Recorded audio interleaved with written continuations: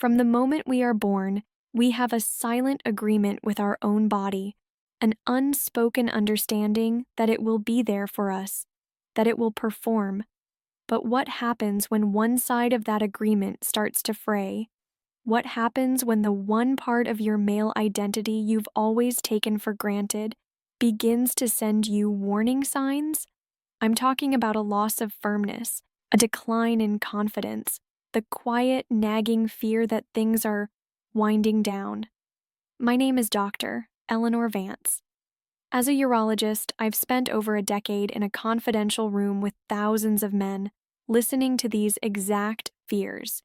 And I can tell you, the problem almost never starts with a bang. It starts with a whisper, a series of small, destructive, everyday habits that men don't even realize are harmful.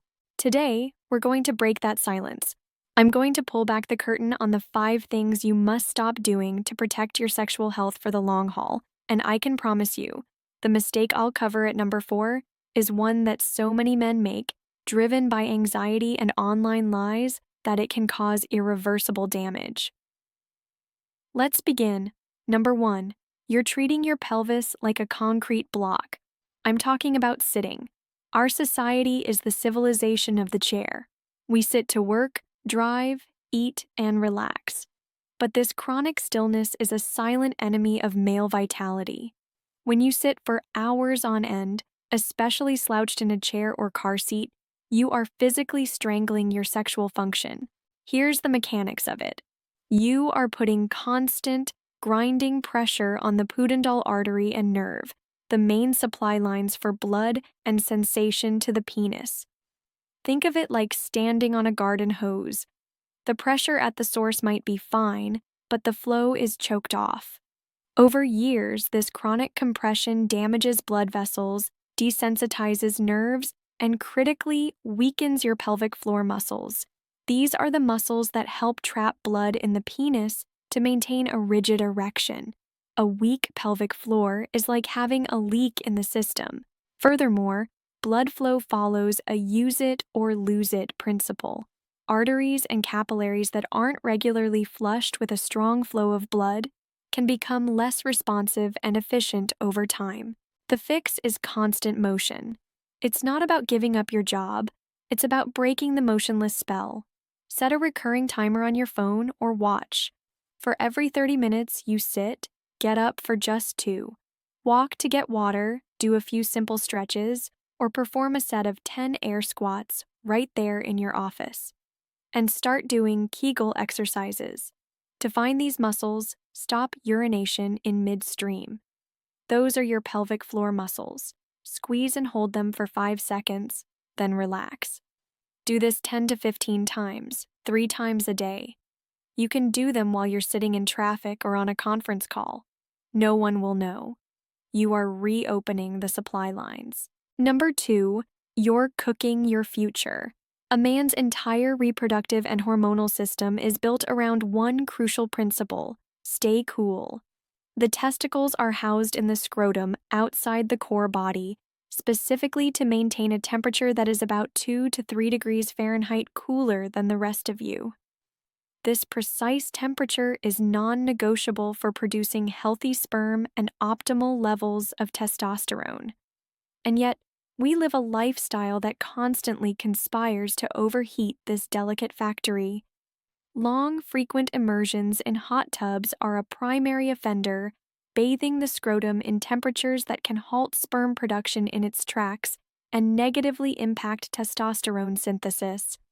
The same goes for long drives with a heated car seat turned on high. The laptop on your lap is another direct heat source.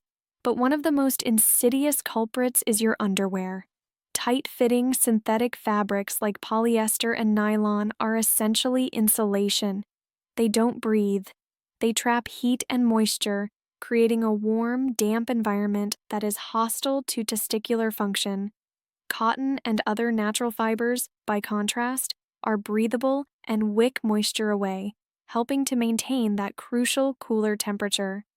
The fix is a conscious choice to stay cool. Swap those synthetic briefs for breathable cotton, modal, or merino wool. Enjoy hot tubs, but make them an occasional treat, not a daily ritual.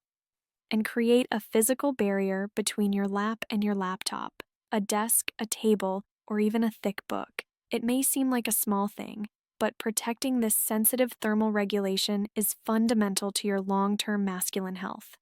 Number 3, you're unknowingly marinating in hormone disruptors. This threat is invisible, and it is everywhere. We live in a world saturated with endocrine-disrupting chemicals, or EDCS. These are molecular imposters that get into our bodies and interfere with our hormones. They can mimic estrogen, block testosterone, and generally create chaos in the complex symphony of our endocrine system. This isn't science fiction, it's documented science, and it directly impacts your libido, erection quality, and fertility. Where are they? Start with what you put on your skin. Many lotions, soaps, and even personal lubricants contain phthalates and parabens. Phthalates in particular have been shown in multiple studies to be anti-androgenic, meaning they actively work against testosterone in your body.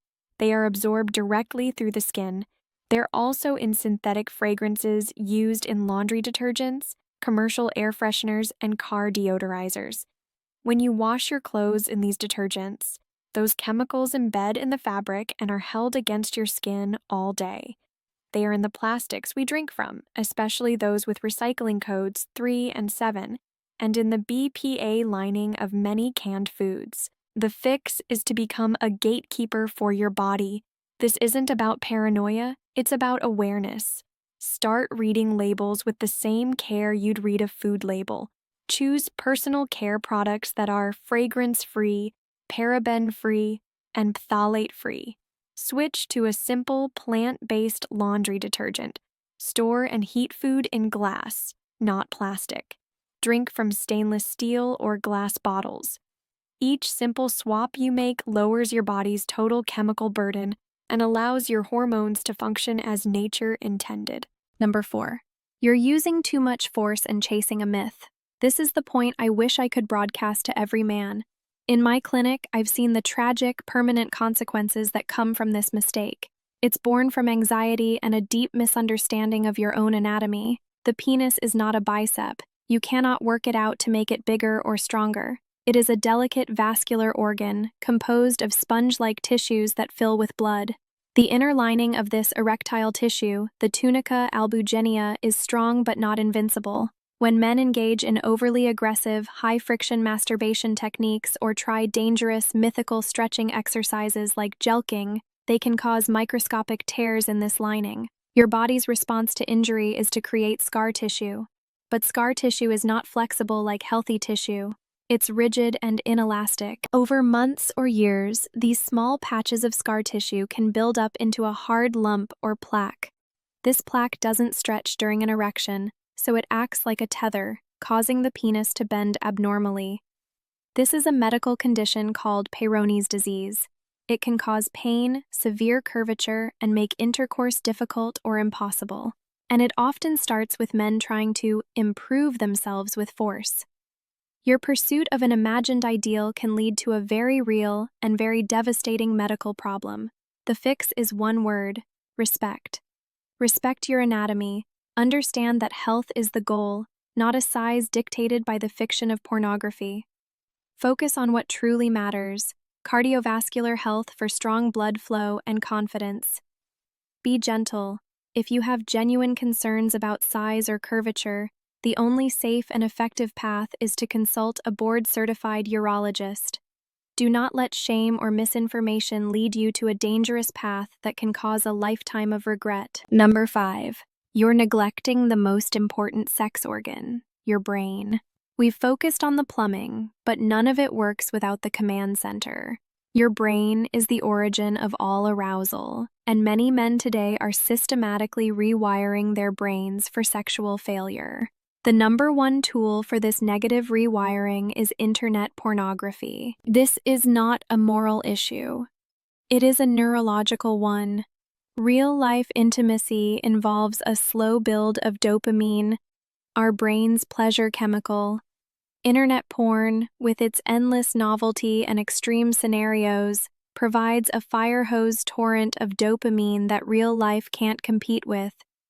Over time, your brain adapts to this unnaturally high level of stimulation through a process called dopamine downregulation.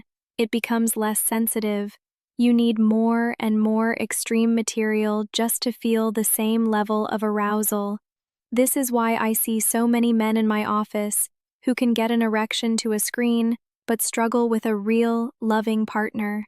Their brains have been conditioned for pixels over people. This is made worse by chronic stress. When you're stressed, your brain floods your system with the hormone cortisol. Cortisol is the anti-erection hormone. It puts your body into fight or flight mode, and one of the first things it does is constrict blood vessels to divert blood to your large muscles and shut down non-essential systems like sexual arousal. The fix is to reconnect your mind to your body. Deliberately unplug from the digital world and plug into the real one. Take a break from pornography and allow your brain's dopamine receptors to reset. Actively manage stress through exercise, mindfulness, or simply spending time in nature. And when you are with your partner, focus on whole body intimacy. Pay attention to touch, to sound, to scent, to the emotional connection. This rewires your brain to associate arousal with genuine, multi-sensory human connection, which is the foundation of a satisfying sex life that lasts. These 5 things, sitting, heat, chemicals, force, and brain neglect, are the slow, silent saboteurs of your health. But the power to change this story is in your hands, right now. It begins with the next choice you make. Choose to stand up, choose the cotton briefs, choose to read the label, choose gentleness, choose to connect. This isn't about desperately clinging to the past. It's about intelligently investing in your future, a future of health, confidence, and connection for all the decades to come. Thank you for your time. Be well and be good to yourself.